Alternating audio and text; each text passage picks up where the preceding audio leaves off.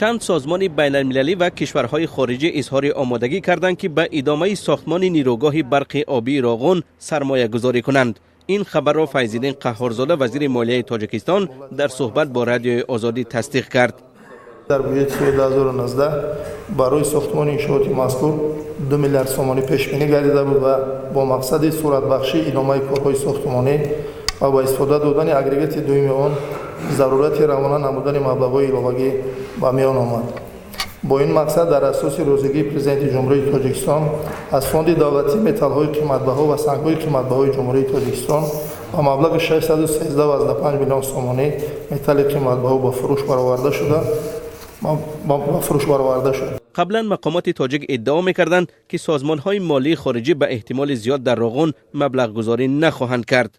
وزیر مالیه تاجیکستان میگوید کشورش مبلغ گذاری در طرح راغون را محدود نکرده است. به این خاطر به گفته فیض‌الدین قهارزاده تاجیکستان از روی فایز قرض‌های پیشنهاد شده معین می‌کند که پیشنهاد کدام سازمان مالیوی را برای راغون قبول کند.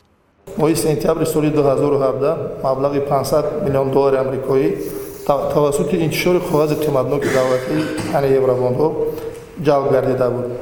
استفاده بقیه مبلغ استفاده نگردیده آن به حالت 1 ینوری سال جاری 1.2 میلیارد سومانی را تشکیل میداد و باید در قسم خراجات بودجه دولتی انعکاس شود.